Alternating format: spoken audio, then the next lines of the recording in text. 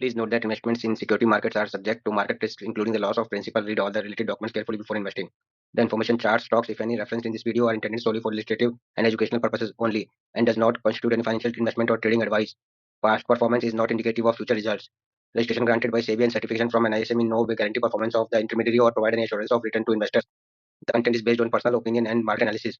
The content creator is not responsible for any financial losses or damages that may arise from the use of the information provided in this video. नमस्कार दोस्तों, मेरा नाम प्रभात कुमार है और मैं एक SEBI registered research analyst हूँ। आज के वीडियो का विषय है ओवर ट्रेडिंग। सो फ्रेंड्स, हम ओवर ट्रेडिंग पे इन पॉइंट्स को कवर करेंगे। पहला है what is over trading and reason.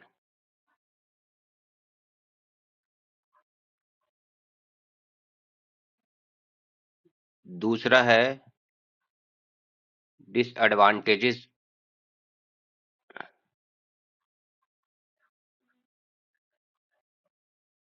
कि इससे हमें क्या क्या नुकसान होते हैं। तीसरा हम एक चार्ट का एग्जाम्पल भी दिखाएंगे जहां पे ओवर ट्रेडिंग की पॉसिबिलिटी सबसे ज्यादा होती है, कि जिस टाइप की मार्केट में ये पॉसिबिलिटी सबसे ज्यादा होती है ओवर ट्रेडिंग की। चौथा है इसका सोल्यूशन, कि हम किन पॉइंट्स को कंसीडर करके इसको कम या बिल्कुल ना के बराबर कर सकते हैं। दोस्तों, अगर हमें ओवर ट्रेडिंग को एक सिंपल लाइन में एक्सप्लेन करना हो तो उसका मतलब है ओवर प्लस ट्रेडिंग। मैं ये नहीं कहता कि ओवर ट्रेडिंग इंटेंशनली की जाती है, उसके कई रीजन होते हैं। वो किसी भी रीजन से, सपोज कीजिए कि आपने डिसाइड किया है कि मेरे को 2-3 से ज्यादा ट्रेड नहीं करने हैं, बट मार्केट मोमेंटम या फोमो वगैरह किसी भी रीजन से अगर आप हो सकता है 5-7 से ज्यादा ट्रेड कर लेते हैं, तो उसको हम कहते हैं ओवर ट्रेडिंग। तो उसके रीजंस मैं आपको वन बाय वन एक्सप्लेन कर देता हूं। तो उसका पहला रीजन है ग्रीड। ग्रीड मतलब लालच। मान लीजिए कि आपने पहला ट्रेड किया, ट्रेड वन, जिसमें आपको 2,000 रुपये मिल गए। आपने दूसरा ट्रेड किया जिसमें आपको 3,000 और मिल गए, टोटल हो गए 5,000। तो आपको लगेगा कि मार्केट आज मेरे हिसाब से चल रही है, तो क्यों ना तीसरा ट्रेड भी कर लिया जाए। तो आपने तीसरा ट्रेड किया, वहां पे आपका लॉस हो गया -3,000 का, तो आपके बचे 2,000 प्रॉफिट। आपने सोचा एक और ट्रेड कर लेता हूं मैं, हो सकता है कि ये जो 3,000 हुए हैं वो रिकवर हो जाए।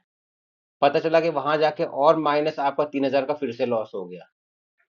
तो फिर आपका जो उस दिन का प्रॉफिट लॉस में कन्वर्ट हो गया 1,000। तो ऐसे ही आप कंटिन्यूएशन में सोच रिकवरी की वजह सोचते सोचते ट्रेड 5, 6, 7 भी कर जाते हैं। फिर उसका दूसरा रीजन होता है FOMO, fear of missing out.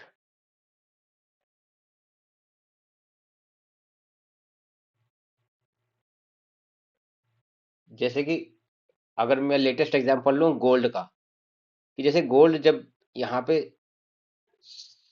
60,000 या 70,000 के आसपास था, तो उसके बाद ये सीधा भागना शुरू हुआ।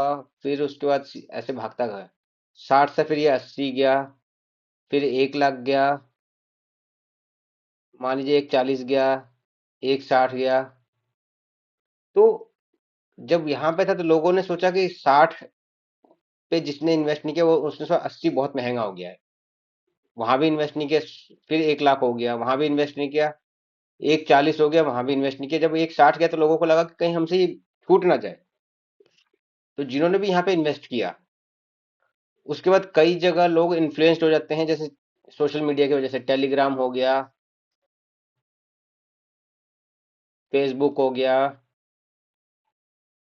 इंस्टा हो गया, कि वहां पे लोगों के जो मैसेजेस देखते हैं प्रॉफिट वगैरह के, या फिर जो चार्ट वगैरह देखते हैं जिसमें उनको दिखाया जाता है कि ये ले लिया जाए तो मल्टीबैगर बन जाएगा, वो हो जाएगा।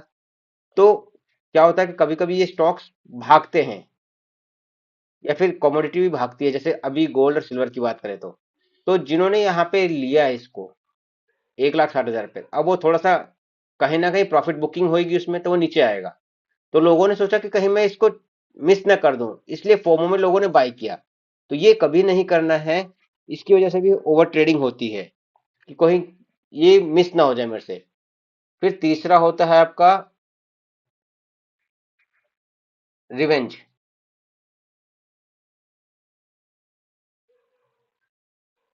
कि मतलब बदला। मान लीजिए आपने ट्रेड 1 किया, -2000 हो गया लॉस। ट्रेड 2 किया, -2000 फिर से हो गया, -4000 हो गए। अब आप सोचेंगे मैं थर्ड ट्रेड कर लेता हूँ, क्योंकि आप अग्रेसिवली सोचेंगे कि मैं थर्ड ट्रेड करके रिकवर कर लूंगा। थर्ड ट्रेड किया, -3000 हो गए। तो आप उस दिन रिकवरी मोड में इसको कंटिन्यूएशन करते जाएंगे, और हो सकता है कि लॉस उस दिन रिकवर ना हो।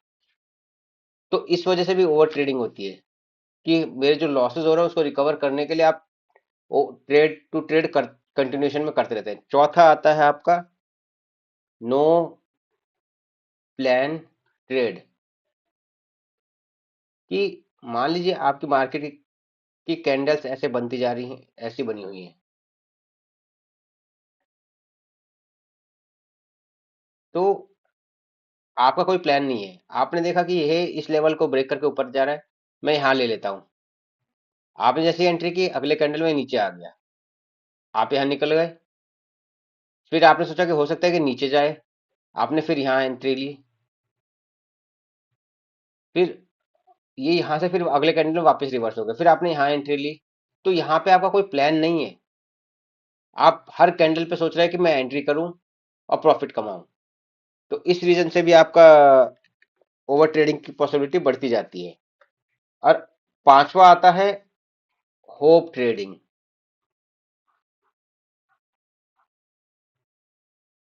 कि जैसे आपकी कैंडल्स बनी हुई हैं,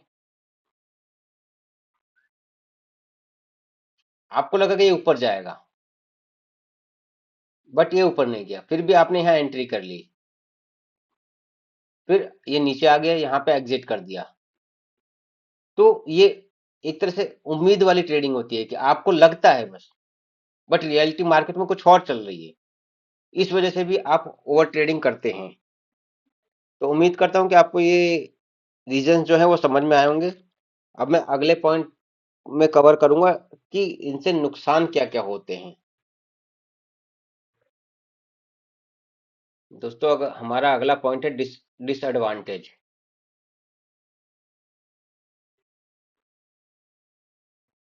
कि इससे हमें नुकसान क्या क्या होता है। पहला हमारा नुकसान है कैपिटल लॉस।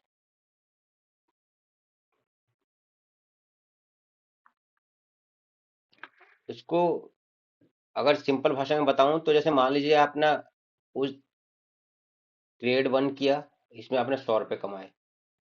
ट्रेड 2 किया, इसमें आपने 100 रुपए का नुकसान कर दिया। ट्रेड 3 किया, आपने 200 रुपए कमाए। ट्रेड 4 किया, आपने यहाँ पे 200 का नुकसान कर दिया। तो ओवरऑल अगर देखा जाए तो आपने उस दिन कोई प्रॉफिट, कोई नो गेन, ओब्लिक लॉस है। बट यहाँ पे आपके पास दो टाइप के खर्चे तो हमेशा ही लगते हैं। पहला होता है आपका गवर्नमेंट चार्जेस प्लस टैक्सेस। दूसरा होता है ब्रोकरेज।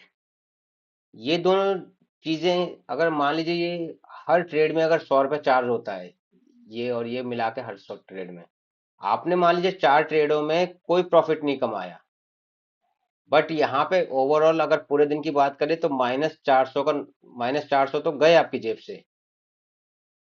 तो डेली बेसिस पे अगर इसको देखा जाए तो ये मंथ के एंड में बहुत ज्यादा हो जाता है। और सपोज कीजिए अगर हम पूरे महीने में अपने 5-7 हजार कमा भी लिए, तो ऐसे से अगर जोड़ ले जाए तो 8-10 हजार तो आपके ये चार्जेस भी लग जाएंगे। तो आपने पूरे मंथ में तो नील अर्न किया। तो पहला होता है कैपिटल लॉस, दूसरा होता है आपका मेंटल स्ट्रेस।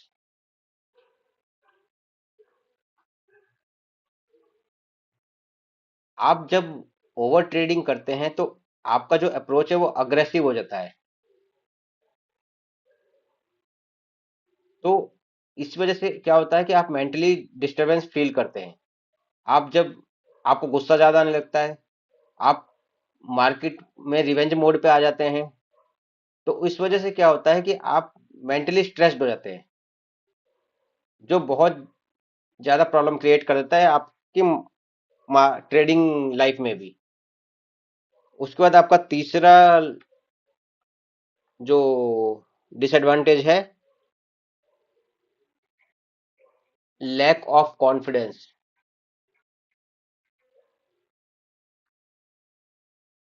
कि मतलब जब आप ट्रेड करने जाते हैं, ओवर ट्रेडिंग की वजह से लॉसेस होते हैं, तो आप जब भी किसी फ्रेश डे पे ट्रेड करने जाएंगे तो आपको कॉन्फिडेंस नहीं आएगा।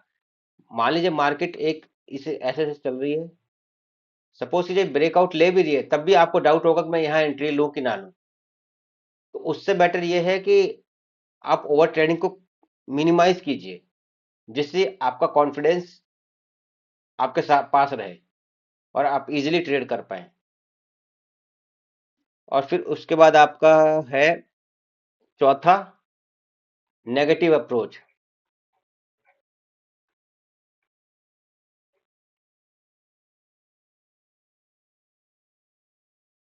कि अबाउट मार्केट, कि आप मार्केट के प्रति नकारात्मक हो जाते हैं, कि आप सोचते हैं कि ये गैम्बलिंग है, ये एक बिजनेस नहीं है। जबकि आप एक मार्केट को बिजनेस की तरह देखेंगे तो ये एक बिजनेस है जिसमें आपका रिस्क टू रिवार्ड फिक्स करना पड़ेगा, सो दैट कि आप इजीली इसमें काम कर सकें। अगर आप ओवर ट्रेडिंग करेंगे, लॉसेस करेंगे, तो आपकी जो अप्रोच है मार्केट के लिए वो नेगेटिव हो जाएगी। तो इसलिए आपको जरूरी है कि आप ओवर ट्रेडिंग पे कंट्रोल करें।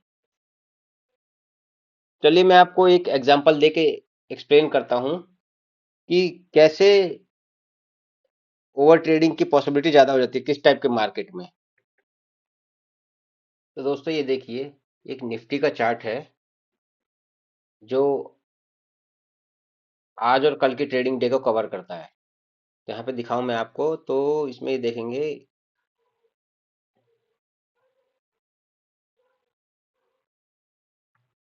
तो इसमें आप देखिए कि पहले निफ्टी ने एक अच्छा गैप अप किया, फिर लोगों को लगा कि अब पहले कुछ मतलब 1 घंटे में ये रेंज बनाई, ये आपका बॉटम बना और यहाँ कहीं ऊपर टॉप था आपका।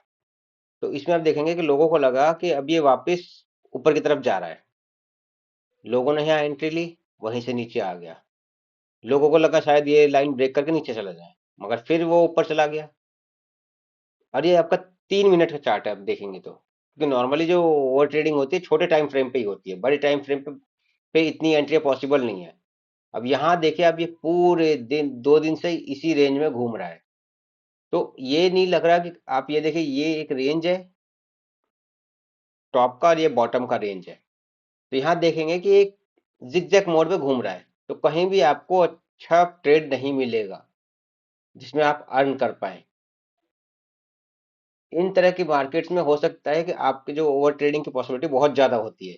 तो एक अगर प्रॉपर सेटअप के साथ काम करेंगे तो इसमें बेटर होगा कि आपको कम चांसेस मिलेंगे एंट्री के, बट जिसमें प्रोबेबिलिटी ज्यादा होगी वो चांसेस मिल सकते हैं। तो होपफुली आपको ज्यादा इजीली समझ में आया होगा ये।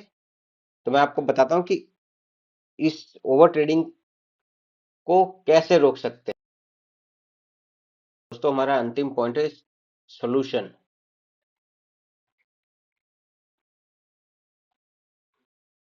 कि हम ओवर ट्रेडिंग को कैसे कम कर सकते हैं। तो पहला हमारे पास जो सोल्यूशन है वो है ट्रेडिंग लिमिट।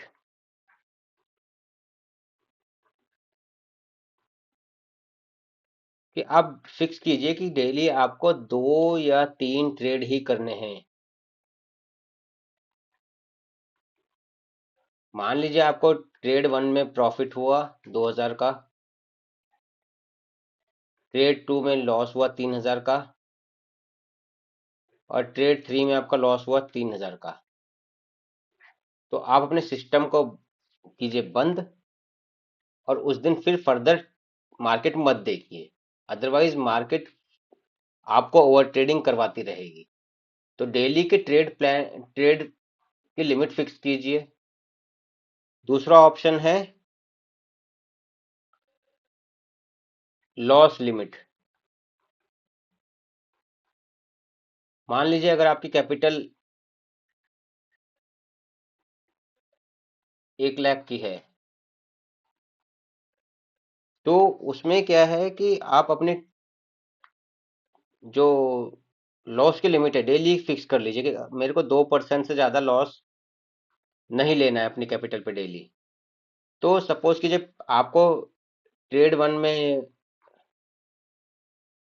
2,000 का लॉस हो गया पहले दिन, तो मत कीजिए आगे ट्रेडिंग।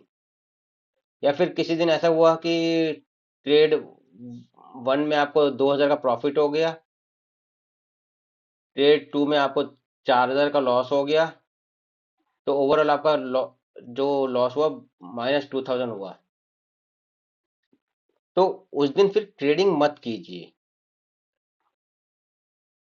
अदरवाइज फिर दोबारा से आप ओवर ट्रेडिंग में फंस जाएंगे। फिर आपके पास तीसरा ऑप्शन है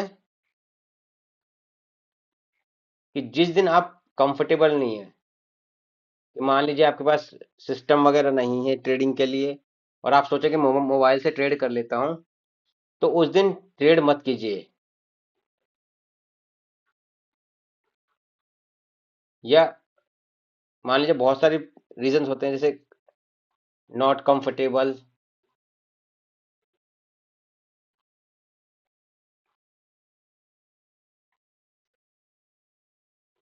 ड्यू टू इंफ्रास्ट्रक्चर,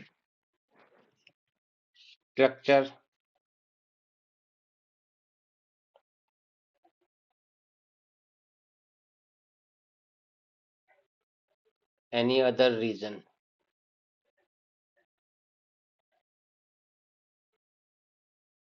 तो जिस दिन आप कंफर्टेबल नहीं है किसी भी रीजन से, तो उस दिन ट्रेड मत कीजिए। मार्केट डेली खुलेगी और ये आप डेली बेसिस पे डिसाइड कर सकते हैं कि ट्रेड करना है कि नहीं करना। जर्नल मेंटेन कीजिए।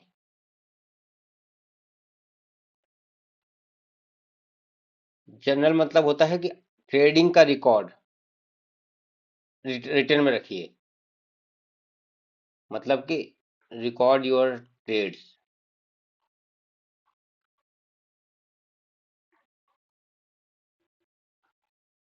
उसका मतलब है कि आपको चाहे प्रॉफिट हो चाहे लॉस हो, आपको हर ट्रेड को लिखना है कि आपने एंट्री क्यों लिया, आपका एसएल गया या फिर आपका टारगेट अचीव हुआ, या फिर मार्केट में कुछ ऐसा हुआ जो आपको थोड़ा डिफरेंट लगा आपके एक्सपीरियंस के हिसाब से। तो आपको हर चीज मेंटेन करनी है ट्रेडिंग से रिलेटेड, सो दैट कि आ अभी करंट में नहीं हो सकता है कि फ्यूचर में 2 महीने बाद 4 महीने बाद आपको अपनी गलतियां तब रियलाइज होंगी कि मैं उस टाइम पे क्या गलतियां करता था। तो इससे भी ओवर ट्रेडिंग की पॉसिबिलिटी कम हो जाती है। और फिर ऐसा नहीं है कि मार्केट में क्वांटिटेटिव ट्रेड से ही प्रॉफिट बनता है। ट्राई कीजिए कि क्वालिटेटिव